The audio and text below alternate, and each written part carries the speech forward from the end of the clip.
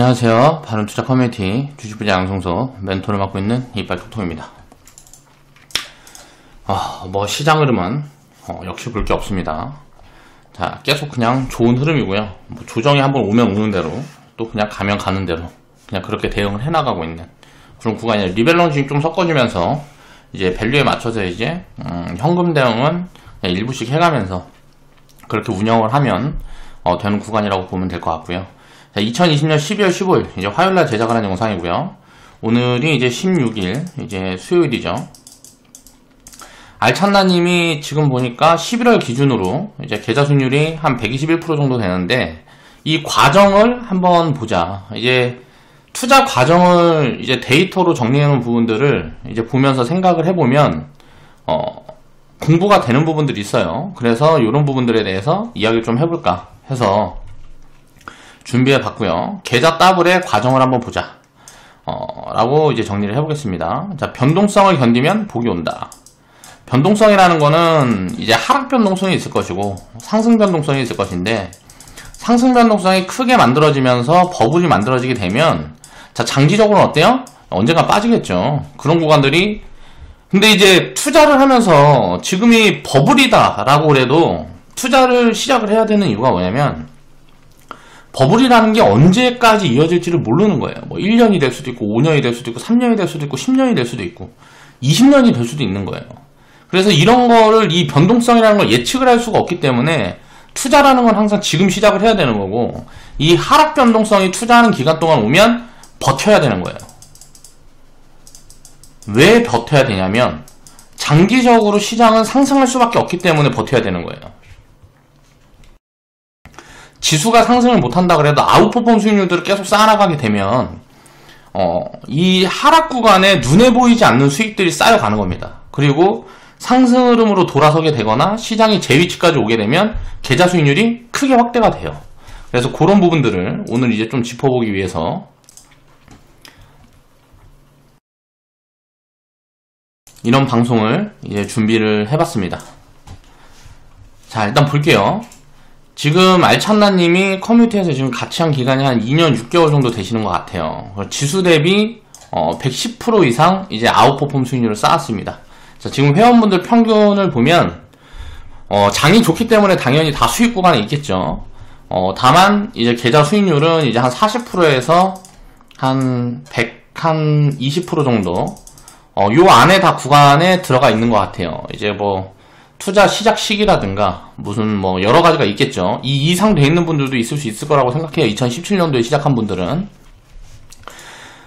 자, 알찬나님 같은 경우는 투자 시작 시점이 2018년도 5월이에요. 거의 지수 꼭지에서 시작을 했어요. 이제 꼭지에서 시작을 했는데, 그때 기준으로 놓고 보면 코스피가 2500포인트대, 코스닥이 869포인트대, 그리고 2020년 지금 구간의 11월 종가를 보면 코스피가 지금 2591포인트, 코스닥이 886포인트입니다. 이거는 이제 12월은 좀 더 올라왔는데 11월을 기준으로 보는 거예요. 11월까지 이제 인증을 해주셨으니까 그 데이터를 보고 있는 거예요. 지금은 수익률이 좀 더 늘어나 있겠죠. 그럼 코스피, 코스닥 평균 보면 알찬나님이 투자 시작한 시점에서는 2.4%밖에 안 돼 있단 말이에요. 지수 상승이 2.4%밖에 안 나왔어요. 근데 알찬나님 계좌 수익률을 보면 121%예요. 2년 6개월 동안의 계좌 수익률이죠. 자, 2018년도 5월부터 2020년 11월까지 보니까 계좌 수익률이 121%가 됐단 말이에요. 지수는 2.4%밖에 만들어지지 않았는데 상승이 왜 계좌는 121%가 돼 있을까? 자, 이렇게 하락했다가 돌아오는 구간에, 하락했다 돌아오는 구간에 아웃퍼폼 수익률을 쌓았기 때문이란 말이에요. 이 수익률이 이제 확대된 분들도 있고 조금 이거보다 덜한 분들도 있고, 그 개인 차들은 당연히 있는 거예요. 자금 운용 흐름에 따라서 당연히 그런 부분들이 있는 거고. 자, 그런데 이제 그런 것들이 중요한 게 아니고, 하락이라든가 폭락이라는 거는, 자, 하락하고 폭락하는 구간에 제가 제일 많이 했던 말이 있습니다. 눈에 보이지 않는 장기 수익률이 쌓이고 있는 거다. 이게 쌓이고 있는 거다. 그럼 그때 당시에는 개소리 하고 있네 이럴 거 아니에요. 이게 무슨 소리냐. 지금 수익률은 계좌 수익률이 이렇게 돼 있는데 이게 무슨 소리냐. 근데 이제 지나고 보니까 어때요? 지수가 이렇게 올라와 있는 구간에서 보니까 자, 아웃퍼폼 수익률이 110%가 어느 때 싸운 거예요. 지수는 그냥 내려갔다 올라왔을 뿐이에요. 그래서 제자리 위치에 있단 말이에요. 그 제자리 근방에 있는데 계좌 수익률이 이렇게 쌓이잖아요. 눈에 안 보이는 이 수익률이 하락 구간에 다 쌓이고 있었던 거란 말이에요.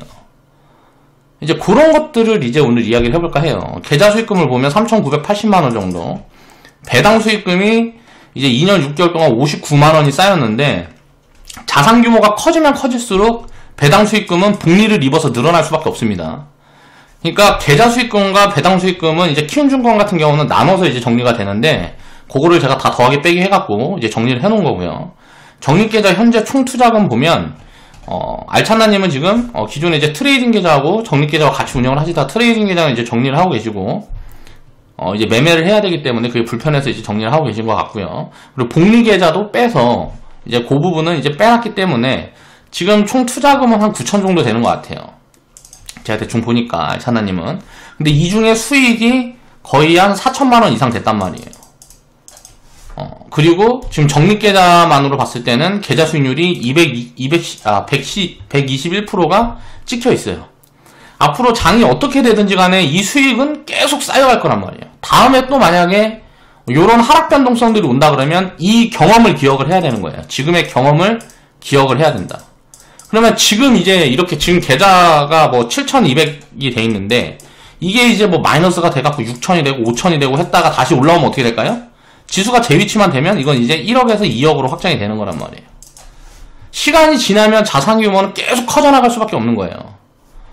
정석으로 투자를 하게 되고 분산 투자를 하게 되면 그렇게 될 수밖에 없는 이유를 이제 오늘은 좀 이야기를 해볼 겁니다. 이제 시작을 하고 첫 번째 고난을 만납니다. 이제 알찬나님이 처음에는 이제 1,000만원이라는 자금으로 이제 투자를 시작을 하셨어요. 그리고 나서 자, 18년도 10월에 6개월 있다가 폭락을 만납니다.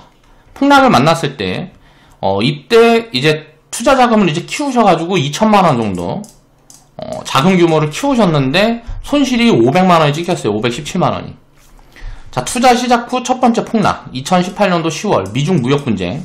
요때 이제 회원분들 계좌 수익률 평균이 마이너스 20%에서 마이너스 40%쯤 됐을 거예요. 그랬다 이게 또 이제 몇 개월 있다 회복이 됐다가 또 이제 뭐 이렇게 폭락이 반복이 됐는데, 이런 폭락에 대한 경험을 하게 되면 야, 이거는 손실이 아닌 거예요. 이건 손실이 아니라고요. 이 마이너스 500이 찍혀있는 건 손실이 아닙니다. 이거 확정을 해야 손실인 거죠. 변동성이란 말이에요. 그냥 변동성. 그냥 빠졌다 올라가는 거예요. 이렇게 될 수밖에 없는 원인을 이해를 해야 돼요. 결국 주가라는 거는 가치에 연동이 될 수밖에 없기 때문에 예상치 못한 이런 왜곡 포지션들이 만들어지면 굉장히 저평가에 놓이게 돼요. 더 살 수 있으면 기회가 되는 거고, 더 사지 못한다 그래도 기회가 돼요. 왜냐면 하락이 진행이 됐다가 되돌릴 땐 어때요? 빠질 때는 하락은 다 같이 빠집니다. 다 함께 빠져요. 다 함께. 자, 올라올 때는, 반등을 할 때는 다르게 올라와요. 자, 올라오는 시점이 다 달라져요. 그렇기 때문에 요걸 팔아서 요걸 사고, 요걸 팔아서 요걸 사고, 팔아서 요걸 사고, 이런 리밸런싱 포지션을 취할 수 있는 거예요. 자, 리밸런싱의 기준은 뭐가 돼야 돼요? 가치가 돼야 되는 거죠. 그래서 가치 판단을 해서 투자를 할 수 있으면 폭락이 온다 그러면 리밸런싱 포지션을 끌고 갈 수가 있기 때문에 주식 비중이 100%여도 무조건 수익률은 확대가 될 수밖에 없는 거예요. 폭락 당시라든가 하락 당시에는 내가 평가손익이 손실이 돼 있으니까, 아니면 수익이 많이 줄어들어 있으니까 심리적으로 기분이 나빠요. 근데 이제 이게 자꾸 반복해서 이걸 경험을 하나가다 보면 어떻게 돼요? 야, 이거는 눈에 보이지 않는 수익을 크게 확장시킬 수 있는 기회다 라는 걸 이해를 하게 된단 말이에요. 그때까지가 이제 심리적으로 불편한 거예요. 훈련이 되어 있지 않고 경험이 부족하다 보니까. 그걸 깨우치게 되면 심리적으로 불편한 마음이 조금씩 상쇄되기 시작한단 말이에요. 그래서 내가 자본 규모가, 자산 규모가 많이 커지게 되면 이런 변동성들은 신경을 쓰지 않게 되는 구간들이 옵니다. 그건 이제 내가 돈에서 자유로운 포지션들이 왔을 때예요. 그러니까 그 돈에서 자유로운 포지션이라는 건 사람마다 다르겠지만 대충 20억에서 한 100억 정도 되면, 내 자산 규모가 20억에서 100억 정도가 만들어지면 돈에서 자유로운 포지션이 와요. 그때는 경험도 많이 쌓여 있게 되겠죠. 그때까지는 계속 심리적으로 불편할 수밖에 없는 거예요. 이 변동성이라는 게. 그걸 이겨내야 주식 투자로 인해서 자산을 크게 키워갈 수 있는 그릇이 만들어지는 거죠.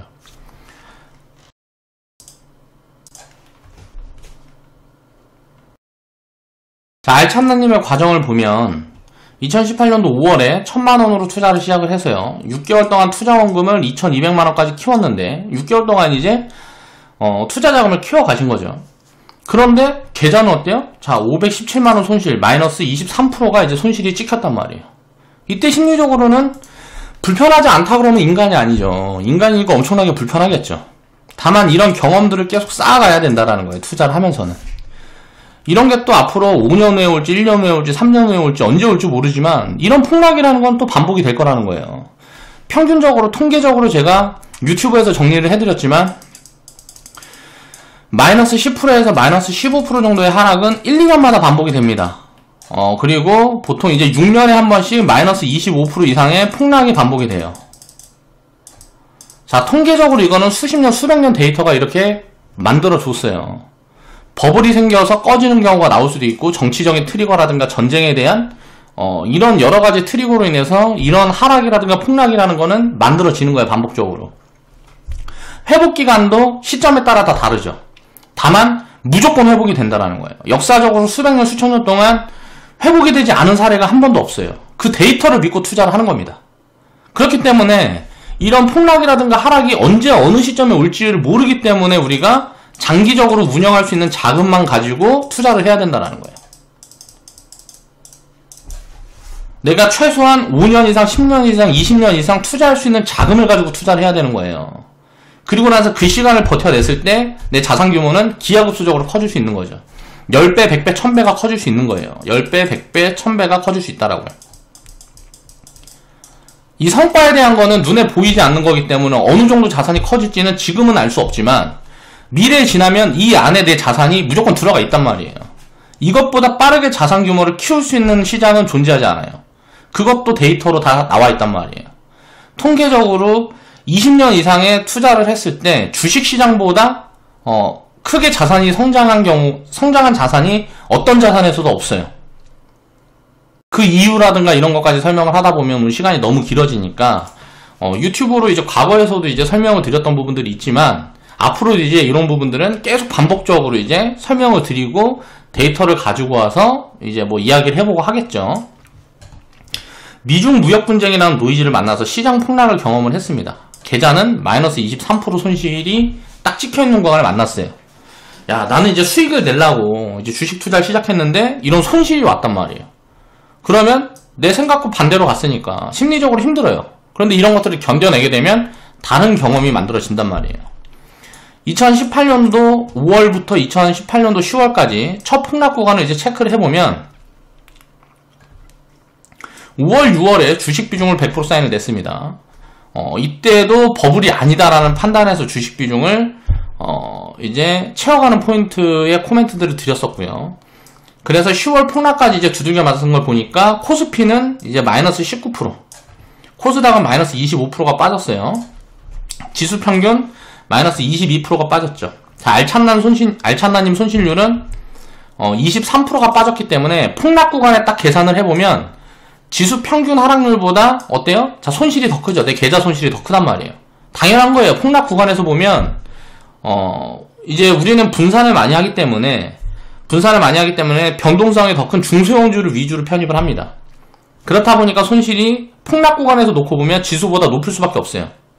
그렇지만 이제 반등 구간이 오게 되면 그 구간의 아웃퍼폼 수익률이 크게 쌓인단 말이에요. 그걸 이제 또 체크를 해볼 거예요. 지수 대비 손실폭이 크죠. 폭락 구간에는 그렇게 될 수밖에 없는 거예요. 폭락은 지수가 저는 이제 정의를 내릴 때 월 평균으로 월로 이제 계산을 했을 때 마이너스 10% 이상 나오면 이거는 이제 폭락 구간이라고 우리가 생각을 해보면 될 것 같아요. 평균적으로 통계적으로 봤을 때 요 정도가 하락이 왔을 때 한 달에 지수가 10% 이상 하락한 그런 구간이 왔을 때 요걸 이제 폭락으로 볼 수가 있다 라고 정리를 해보면 될 것 같고요. 중소형주 위주의 분산 포트. 자, 폭락 구간엔 중소형주 투매가 반영이 되죠. 그렇다 보니까 지수 대비 하락폭이 커요. 그만큼 반등 구간에도 반등폭이 큽니다. 그렇기 때문에 아웃퍼폼 수익률이 만들어지는 거예요. 지나고 보면 이런 폭락은 항상 기회가 된다. 주식 100%라도 기회가 된다라는 거예요. 주식 100%로 폭락을 두들겨 맞아도 반등이 시작될 때 반등 포인트가 다 다르다라는 거죠. 올라가는 시점이 다 다르기 때문에 리밸런싱 포인트가 나온다라는 거예요. 자, 먼저 올라오는 거 팔아가지고 다른 걸 살 수 있는 리밸런싱 포인트가 나와요. 그러면서 이제 당연히 계좌 수익률은 어떻게 돼요? 반등 구간에 놓고 보면 아웃퍼폼 수익률이 나온다라는 거예요. 자, 그걸 보면 첫 번째 폭락 구간 후에 이제 반등 국면을 이제 경험을 하게 됩니다. 2018년도 10월 후에 11월. 자, 6개월 동안 2019년도 4월 달까지 보니까 자, 반등 구간을 경험하면서 계좌는 다시 플러스로 돌렸어요.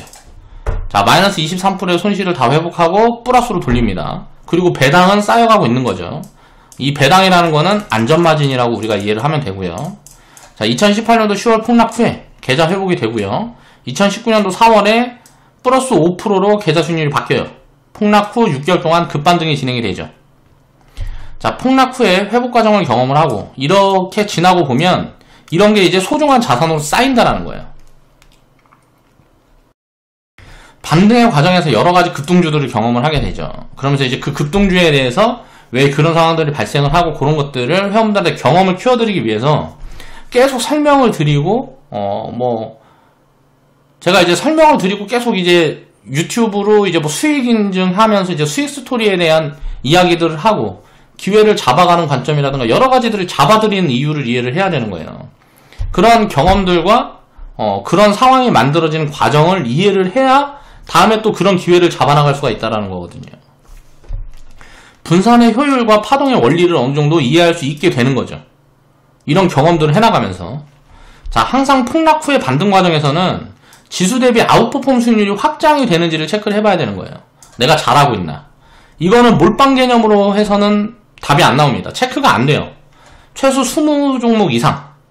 그러니까 20개 종목 이상을 이야기를 하는 이유는 20개 종목에서 리스크를 이제 우리가 생각을 해봤을 때, 리스크를 생각을 해봤을 때는 자, 이제 뭐 논문 자료로도 나온 게 있습니다. 섹터를 10개 이상, 종목을 20개 이상 이제 분산을 했을 때 섹터라는 거는 산업을 20개 이상을 이제 분산을 하라는 거죠. 그렇게 분산을 했을 때 200개를 갖고 있든 300개를 갖고 있든 리스크는 거의 비슷하다 라는 개념이 들어가요. 이건 이제 통계적으로 이제 정리를 해가지고 논문에 나온 부분들이 있기 때문에 요거는 이제 확실한 데이터라고 보면 되는 거죠. 그럼 내가 분산을 최소로 할 때 20개 이상은 해야 된다는 거예요. 그리고 섹터를 10개 이상은 해야 된다는 거예요. 그래야 통계라야 데이터가 의미가 있다는 거예요.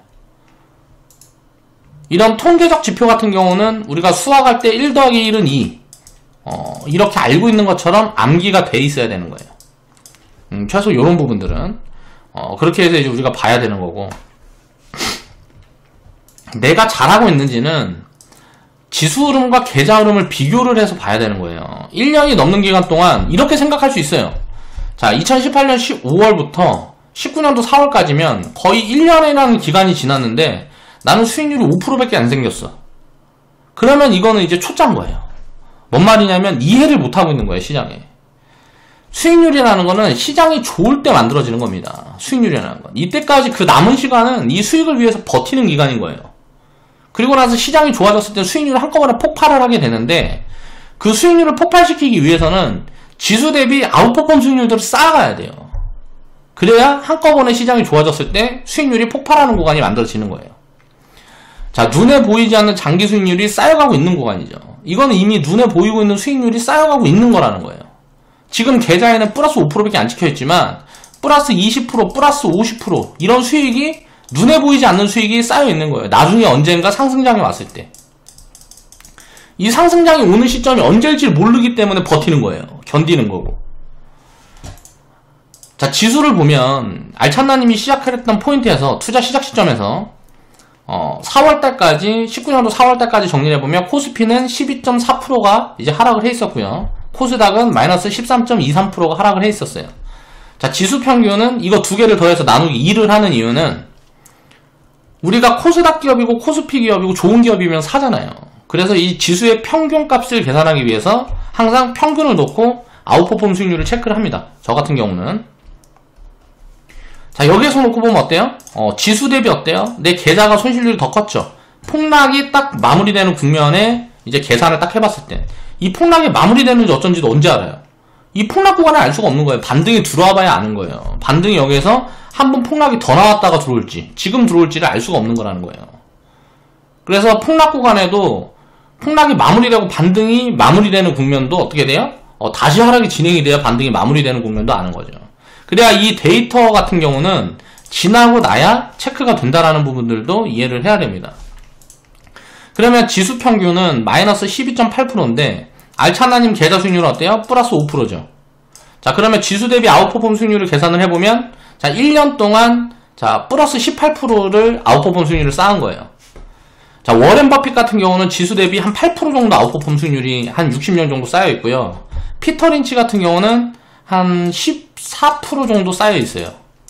자, 피터 린치 같은 경우는 한 14%에서 16% 정도 아웃퍼폼 수익률을 쌓았더니 10년 동안 14배인가? 이제 상승을 만들었어요. 10년 동안 피터 린치가 펀드 수익률을 계산해 봤을 때 자산 규모가 14배인가 몇 배인가 아무튼간 커졌어요.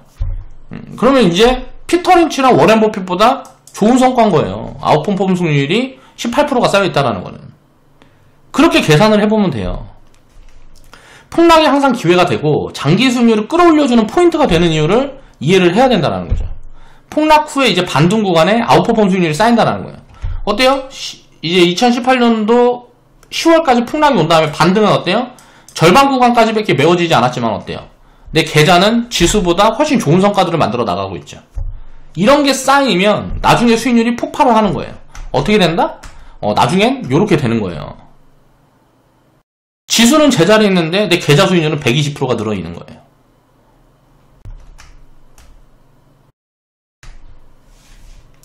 그런 것들을 기억을 해야 된다는 거죠. 수익률이 크게 확장이 되는 이유들을 이해를 해야 되는 거예요. 리밸런싱 포지션 때문에 수익률이 확장이 되는 거예요. 우리는 상장돼 있는 기업들 중에 2,000개가 상장이 돼 있으면 이 중에 골라서 투자를 하잖아요. 골라서 산단 말이에요. 더 좋아 보이는 기업, 더 싼 기업 이런 것들을 골라서 투자를 하잖아요. 더 성장이 가파를 기업 그런 것들을 골라서 수익을 이제 투자를 하기 때문에 2,000개의 평균값보다는 당연히 어때요? 아웃퍼폼 수익률이 나오는 게 정상이겠죠. 근데 아웃퍼폼 수익률을 체크해가는 그 포인트들을 이해를 하고 있어야 되는 거예요. 언제 내가 이걸 체크를 해보면 되는지.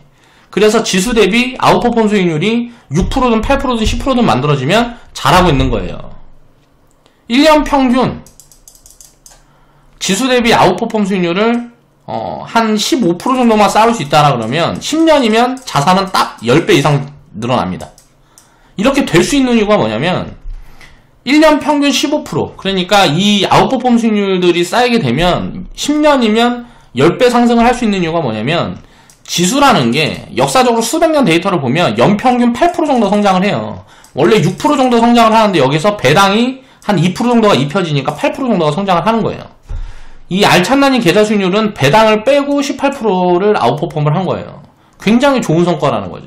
그럼 내 성과가 좋으냐 아니냐는 기준을 잡을 때 이런 부분들을 체크를 하고 봐야 된다는 거예요. 추가 투자 자금 없이 아웃퍼폼 수익률을 이 정도 쌓았다는 거는 굉장히 좋은 성과인데 이것만 딱 보면 어때요? 그 결과값만 놓고 야 1년 동안 투자했는데 플러스 5%야 이렇게 생각하면 어떻게 돼요? 이거는 오류에 빠지게 되는 거예요. 그렇게 치면은 알찬나님은 지금 어때요? 자 2년 6개월 투자를 했더니 자산이 2배 이상 늘었네. 2배하고 20%가 늘었네. 그쵸? 이렇게 계산하면 안 되는 거예요. 또 언제든지 하락이 오게 되면 이 수익률의 변동은 있을 수 있는 거니까. 다만 5년, 10년, 20년을 평균했을 때 지수 대비 연평균 자 아웃퍼폼 수익률을 6%에서 20% 정도를 목표로 잡고 가는 거예요.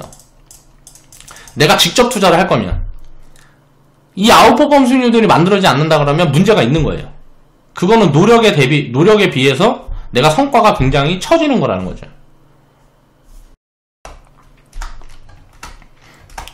자 이런 것들을 이제 경험하고 나니까 지나고 나니까 어떻게 됐어요? 자, 2018년도 1월부터 해놨는데 5월부터 시작하셨으니까 2018년도 5월부터 2020년 11월까지 데이터를 보니까 어때요? 자, 계좌 수익률이 3,900만원이 쌓여있고 투자 원금은 뭐 얼마야? 아무튼가 7,200만원이 지금 이제 투자 자금이죠. 그 중에 3,900만원이 수익인 거예요.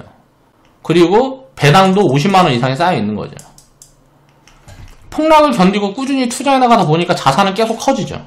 알찬나님은 수익을 또 크게 확장을 시켰던 부분들이 2018년도 10월달 폭락을 경험했습니다. 이때까지 자본을 투입한 부분들 별로 없어요. 2019년 8월달에도 폭락을 경험을 했어요. 그리고 회복되는 구간에 이때는 이제 뭐 플러스 5% 쌓였으면 이때는 뭐 10%가 30%가 쌓였겠죠. 계좌 수익률이. 그리고 2020년 3월달에 또 폭락을 맞았을 때 여기에서 자금을 태우셨어요. 여기에서 이제 현금을 좀 들어와서 회원분들 평균 수익률보다 지금 수익률이 조금 더 높다 정도로 생각을 해보면 돼요. 자, 그렇게 폭락이 여러 번 와줘서 계좌 수익률이 급격하게 쌓여간 거죠. 이런 것들을 이해를 해야 되는 거예요. 폭락을 견디는 훈련을 하게 되면 결과가 결국은 보답을 해준다는 거죠. 자, 알찬나님이 인증해주신 자료를 보세요. 그동안 인증해주신 자료를 보면 자 100%, 300%, 600% 자, 인증해주신 종목이 94종목이에요. 수익 인증을 해주신 종목이.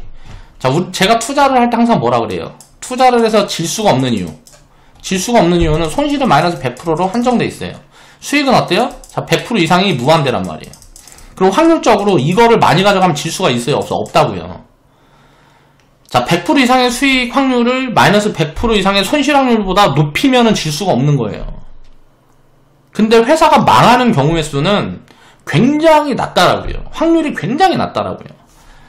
1년 평균 통계치로 해보면 회사가 망하는 회사는 1%도 나오질 않아요. 그러면 이게 누적이 되면 될수록 1년이 지나면 100% 이상 상승하는 기업은 1%보다 훨씬 높은 비중으로 나오죠. 질 수가 없는 거예요. 주식 투자라는 장기적인 관점에서는. 중간에 이런 변동성들은 언제든지 만날 수 있지만 항상 기회라는 거죠. 그때 당시에 계좌를 보면 아이고 손실이 얼마네.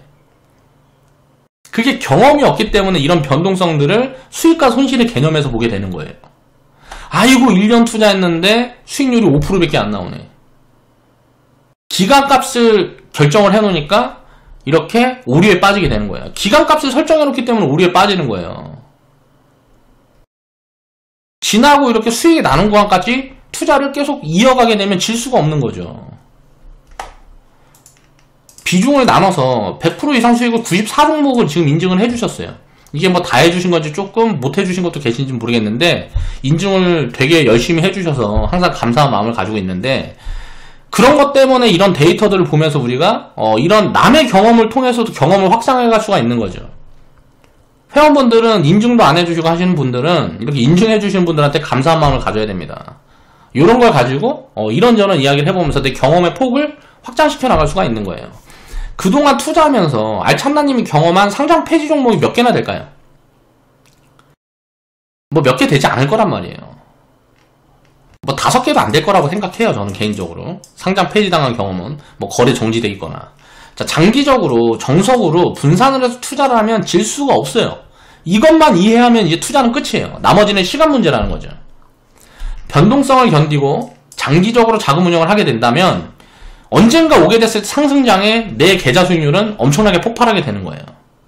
그 시점이 하락이 깊고 길면 길수록 눈에 보이지 않는 수익은 계속 쌓여 나가는 겁니다. 그 시간을 버틸 수 있느냐 없느냐가 투자의 핵심이에요. 주식 투자는 선택이 아닌 필수가 되어야 되는 거예요. 폭락 구간에 돈이 필요해서 팔아야 된다 그러면 현금 흐름을 관리하지 못한다 그러면 위험한 거예요. 폭락 구간을 알찬나님은 어때요? 이런 결과값을 만들기 위해서 지금도 이제 진행 중인 과정이지만 이 폭락 구간을 다 견뎌내신 거잖아요. 2018년도에 왔었던 폭락 꼭지에 시작을 했지만 시작 시점은 어때요? 이제 지나고 보고 단기적인 관점에서 보면 꼭지에 시작을 한 거잖아요. 꼭지에. 그런데 이게 아무 의미가 없잖아요. 지나고 봤더니 수익률이 요 정도 쌓였으면 된 거지 뭐. 이게 계속 확장시켜 나가면 되는 거 아니에요. 2019년 8월 달에도 폭락을 경험하고 2020년 3월 달에도 폭락을 경험했어요. 근데 시간이 지나고 보니까 어때요? 이런 기간이 있었기 때문에 이런 큰 수익들이 만들어졌다라는 거예요. 이런 폭락이 없었으면 수익률은 이거보다 작았을 거예요. 변동성이 작으니까 수익률이 이것보단 작았을 거라고요. 이렇게 변동성이 큰 하락 구간이 있었기 때문에 수익률이 이렇게 급격하게 쌓인 거고, 이제 뭐 이 변동성이 없다 그랬으면 당연히 수익률은 이것보다 처졌겠죠. 수익은 나 있었겠지만 지금의 수익률보다는 수익률이 안 좋았겠죠. 지나고 보면 폭락이라는 거는 수익률을 확장시켜주는 기회라는 거예요. 그걸 이해를 하고 있느냐 못하고 있느냐는 굉장히 큰 차이가 있습니다. 그러니까 이거는 경험해보지 않으면 깨닫지를 못해요. 최소 5년 이상은 운영할 수 있는 작은 규모로만 투자를 해야 되는 거예요. 그러니까 5년은 버틸 수 있는 자금으로 투자를 해야 되는 거예요. 언제든지. 단기적으로 1, 2년 있다 빼야 된다. 뭐 이런 자금은 절대 투입을 하면 안 되는 거예요. 주식 투자에서는. 그래서 돈이 얼마 없는 사람들은 저축의 개념으로 접근을 하는 거고, 내가 자산 규모가 어느 정도 돼서 거치식으로 접근을 해야 된다 그러면 이걸 항상 따져 물어야 돼요. 내가 이 거치식으로 운영하는 자금을 5년 이상 안 빼고 버틸 수 있느냐를 따져봐야 된다는 거죠. 이게 굉장히 중요한 부분입니다. 변동성이라는 거는 항상 지나가는 거예요. 그리고 이런 변동성을 겪게 되면 경험이 확장돼요.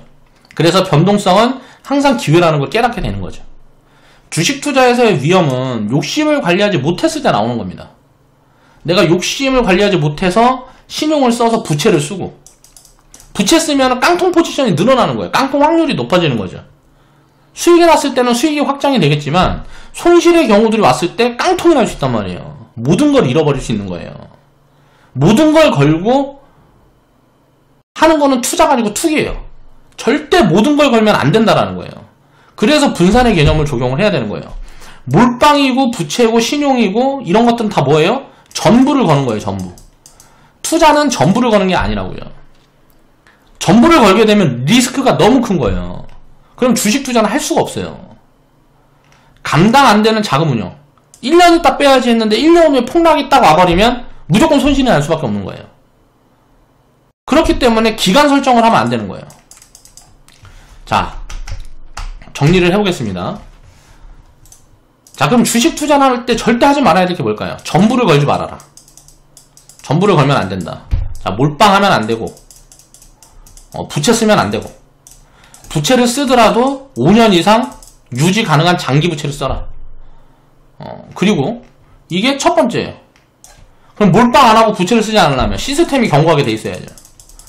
내가 자금을 운영할 수 있는 관리 시스템이 짜 있어야 된단 말이에요. 투자의 첫 번째가 이거예요. 그 다음에 뭐예요? 자, 기간 설정을 하지 말아라. 투자를 할 때는 1년, 2년 이렇게 운영할 수 있는 자금 가지고는 투자를 하면 안 되는 거예요. 최소 5년, 20년 동안 운영할 수 있는 자금을 가지고 투자를 해라. 이게 투자라는 거죠. 기간 설정을 하게 되면 예상하지 못하는 어떤 왜곡 포지션들이 왔을 때 대응을 할 수가 없어요. 왜곡이 왔을 때는 무조건 팔아야 되잖아요. 2년 후에 내가 필요한 자금이 무조건 팔아야 되잖아.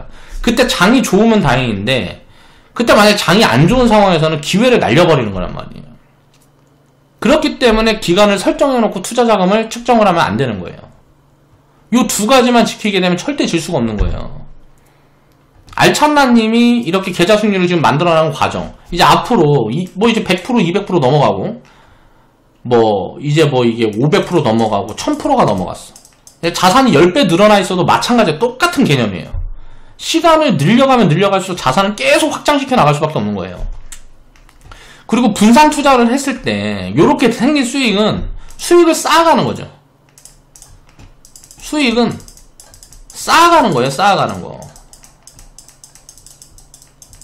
자, 산에서 조그만한 눈덩이를 돌리면 이게 밑에 내려왔으면 이만해진다 그러잖아요. 그게 복리의 개념이에요. 수익을 쌓아가야 복리 개념이 입혀지는 거예요. 그렇기 때문에 수익은 이렇게 분산을 해서 쌓아가야 되는 거고, 몰빵을 해가지고 무슨 수익률이 100%니 300% 이런 건 다 필요 없는 거예요. 이건 달리 수익이기 때문에 언제든지 깡통 포지션에 나올 수 있는 거예요. 이걸 이해해야 되는 거예요. 수익은 절대 한 방에 내는 게 아니고 쌓아가는 거라는 걸 이해를 해야 돼요.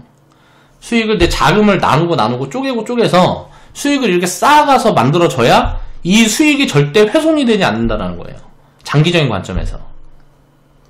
이런 것들을 이해를 하게 되면 이런 성과는 그냥 예정돼 있는 겁니다.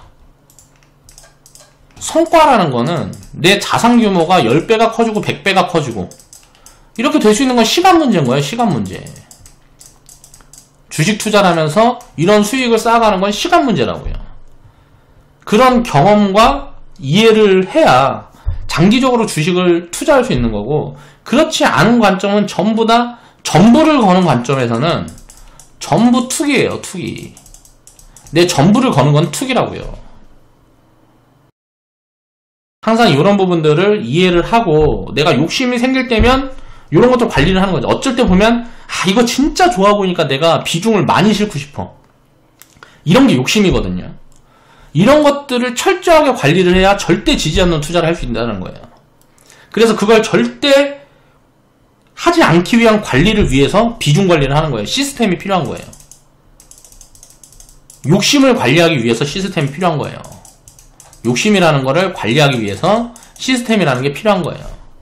그래서 제가 리딩을 하면서 가장 중요하게 생각하는 부분이 시스템을 구축시켜 드리는 거예요. 그 다음에 시간만 흘리면 수익은 자연스러운 거니까. 시스템만 짜져 있으면 수익은 시간 문제란 말이에요. 그 시간을 버틸 수 있느냐 버틸 수 없느냐, 그것도 이제 투자를 하는데 기간 설정을 해놓고 하느냐, 아니면 장기적인 관점을 그냥 계속 해나가느냐, 그런데 차이점이 있는 거죠. 이런 과정들을 보면서 이해를 하게 되면 회원분들의 경험의 폭은 굉장히 확장시켜 나갈 수 있습니다. 그래서 저는 그걸 믿어요. 회원분들은 전부 다 원하는 규모의 자산 규모를 시간 문제일 뿐이지 언젠가는 다 이룰 수 있다라고 믿는다고요. 그렇기 때문에 이 리딩이라는 사업도 내가 할 수 있는 거고, 지금도 계속 이렇게 힘들고 뭐하고 할 때마다 회원분들 이거 계좌 수익률들 보고 하면서 힘을 얻어요. 저도 내가 바르게 가고 있구나. 그러니까 그런 것들을 조금씩 이해를 해나가고 있는 것 같아서 그런 보람을 가지고 내가 힘들어도 뭐해도 이 일을 해나갈 수 있다는 거죠. 회원분들도 그랬으면 좋겠다라는 거예요. 세상에 힘들고 뭐하고 해서 내가 금전적으로 답이 없다라고 생각이 될 때 이런 개념들을 이해를 하게 되면 이건 내 인생에 굉장히 큰 힘이 될 수 있는 거예요. 그러니까 그런 부분들을 이해를 하고 우리는 투자를 하자. 자, 오늘 방송 마무리하겠습니다.